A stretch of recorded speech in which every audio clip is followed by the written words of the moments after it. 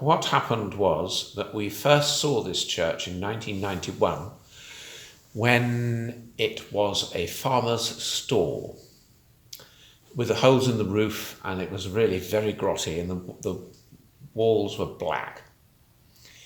We bought it in 1994 and we started using it straight away.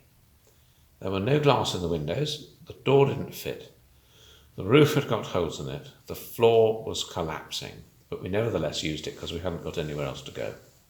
When we bought this church, it had been a barn for about 100 years. And literally when you walked in, we would fall through the floor, just rotten floorboards.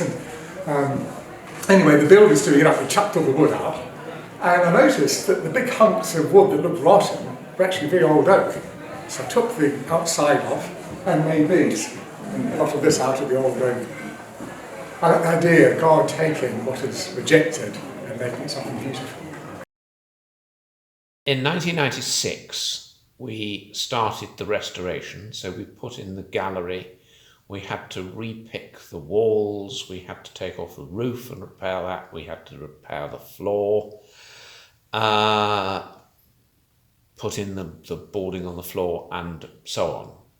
And then we had the screen built almost immediately, but we didn't have icons in it to start off with, it just had blanks. And then as the people bought the icons, so we were able to fill it in with the icons.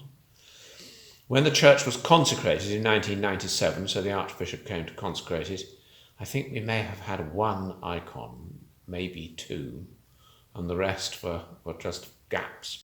This church was actually built not what you see, but the foundation was built in the 7th century. It was a dependency, sort of like a daughter of Winlock Abbey. Winlock Abbey is about 20 miles away. We have restored the wall paintings, which are quite interesting. They're 14th century.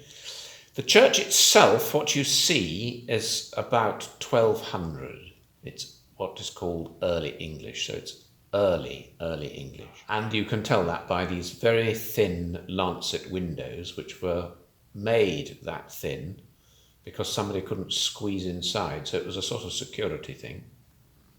The medieval church, so the 1200 church, was bigger than it is now, probably went another 4 meters west, so another bay. But it is on much, much, much older foundations. So about 30 inches up, you can see a setting out line, so a line where the walls have been taken down to that line and then they started again.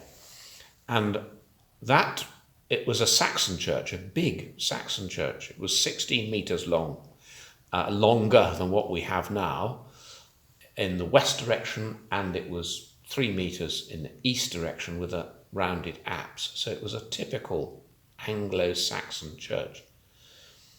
Probably dating, I think, from somewhere before 700. In its origins anyway. And there must have been something very special here that people came to because it was so big. Because Anglo-Saxon churches are not big usually, they're small little churches. What it was, I don't know. But it is on a pagan site, because when we had the archaeology done, we discovered a post, about sort of that size, out there. And we then discovered that there had been other posts found, the far side, so it stands in the middle of this arrangement of posts which date to 2033 BC. So it was a pagan ritual site that has been Christianized, turned into a Christian church, and it is still in use. So it has been a place of worship for people in Britain for 4,000 years. Maybe longer, who knows?